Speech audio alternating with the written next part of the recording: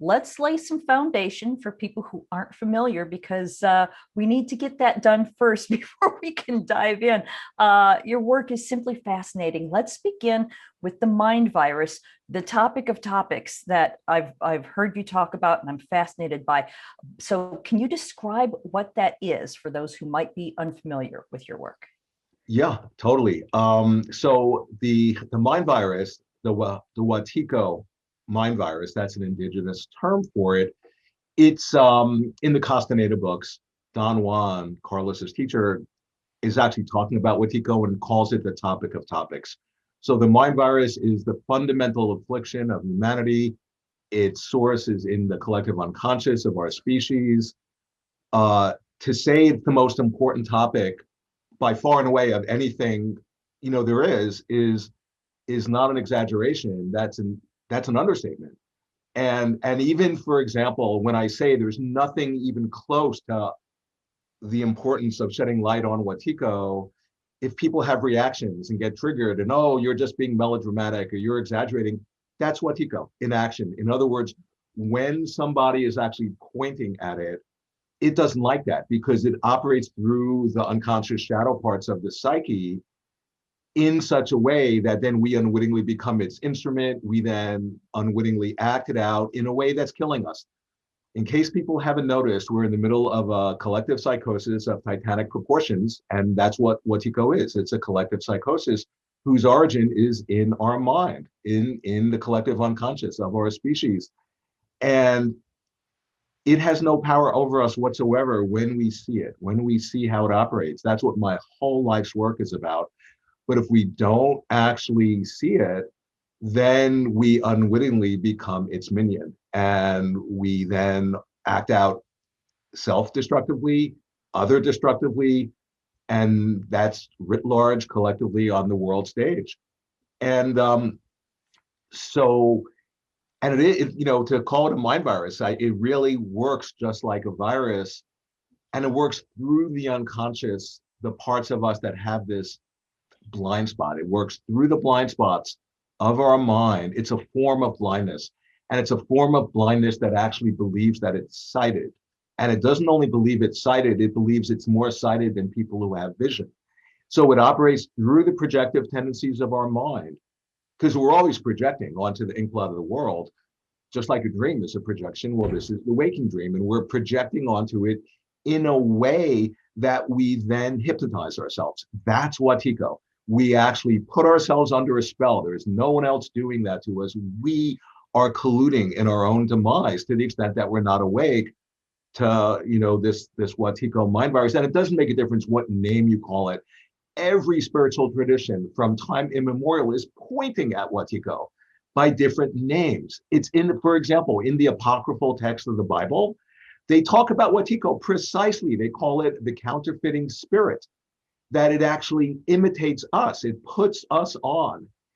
And if we're not awake in that moment, we then identify with its version of who we are, this limited version. And as soon as we do that, by the power of this being a dream and by our creative genius, we will then attract all the evidence we need, confirming to us our viewpoint that we're this limited, wounded, traumatized being. And the more we then get entrenched in that viewpoint, the more the dreamlike nature just offers us, all the evidence we need in a feedback loop whose origin is inside of our own mind. And that's a really simple way of describing Wetiko. So I can go on forever about this, but it's basically we have actually entranced ourselves, and what's at the bottom of that is what the indigenous people are calling Wetiko. And just getting back one thing to the apocryphal text, the counterfeiting spirit, like I was saying, that it's describing precisely Wetiko. Well, it got written out of the Bible because the apocryphal text is the anti-canon. It's the stuff that didn't make it in to the actual Bible. And in my next, I have another 2 books coming out on Wetiko. I point out that the Wetiko spirit edited out the actual description of how it works, because if we see how it works, it has no power, and then we become empowered. Yeah. Wow. I've come up with a couple of analogies listening to you talk about this. I'm reminded of something that I've seen on Doctor Who. I don't know if you're familiar, if you've ever watched it, but there's an alien race called the Silence that lurks in the shadows, and we don't know that it's there until we happen to look right at it, and the response is, this is really scary. But then as soon as we turn away, we've forgotten that it even exists. So that's one way that this comes to mind. Another way is, like, for example, if I'm getting a migraine, I will get what they call an aura, where I sort of go blind in one spot. There's a part of my vision that doesn't exist. And it's not that there's a spot in my vision, it's just, it's not there at all. There's nothing there to see. So there's something there, but you can't see it. I mean, we can come up with analogies until the cows come home, but yeah. No, absolutely. That totally fits, because in one of my next books, what the book is about is I'm pointing out not just spiritual traditions, but creative artists and thinkers in their own way, like with Doctor Who. They're pointing at Wetiko in their own creative way. And that's like profoundly important, because being a form of blindness, of psychic blindness, it can't stand to be seen. Because what it does, it actually, in a way, tunes into our, the part of us in our psyche that's the immune system, that's supposed to monitor when there's any sort of alien invasion, and it actually will disable our immune system's own awareness to itself. So then it can infiltrate our psychic structure. And keep in mind, being a counterfeiting spirit, it then will impersonate us, and putting us on has a double meaning, because it fools us and it's putting us on like a suit of clothes. And then the next thing, if we're not aware of it, by identifying with its fictitious version of who we are, we've given ourselves away, and we've identified with who we're not. And in combination, what does that create? That creates a form of insanity. So our species, in case anybody hasn't noticed, we're collectively gone mad. I mean, take a look at what we're doing to the biosphere, the life support system of our planet. And so what you said, I can't encourage enough for people. For example, Philip K. Dick, was completely switched on to Wetiko. He called it the Black Iron Prison. And in his letters, in his journal, he's continually like describing this Black Iron Prison. In my next book, I have a whole chapter on, he's word for word describing Wetiko. And he's pointing out, this is the most important thing.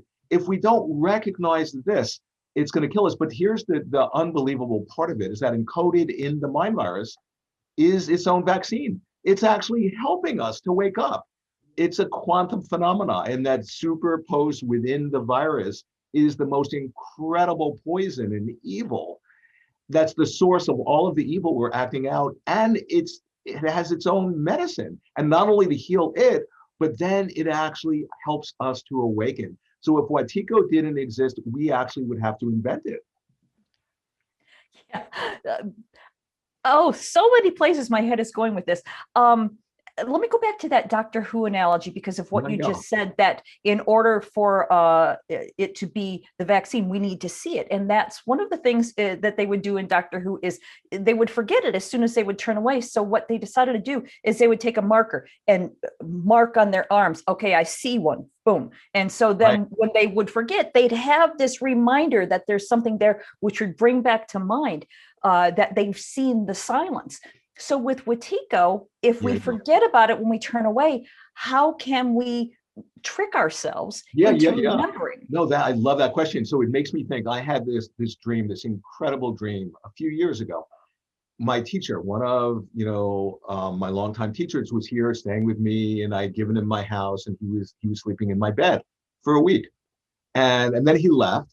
And that first night that I slept in the bed that he had slept in, I had this incredible dream. And in the dream, I had found myself into this like sort of sacred, the secret inner sort of like the sanctum of like the hiding place of these sort of elf-like hobgoblin sort of figures. And they were shocked that I found my way in because no one had ever found them. And they were really upset that I was seeing them. And as soon as they recognized I was seeing them, they shapeshifted and took on a disguise. And then I would recognize their disguise. And as soon as they would see I would recognize them, they shapeshifted again. And that just happened again and again in the dream until I woke up. So the idea, you see, the thing about Wetiko, it's such a psychedelic phenomena because it's a psychospiritual disease of the soul whose origin is inside of the psyche. And yet it actually explicates itself through the medium of the outside world. It's as if this inner disease of the soul somehow is able to configure events in the outer world so as to express itself. Mm-hmm. But by doing that, it's actually showing itself to us. And so what I'm pointing out is that, you see, if we don't, because it's a disease in and of consciousness, if we don't have the recognition of it, it's going to kill us, guaranteed. But if we have the recognition that it's revealing to us an unknown part of ourselves, then it has no power, and we then step into the immense creative power that's our nature.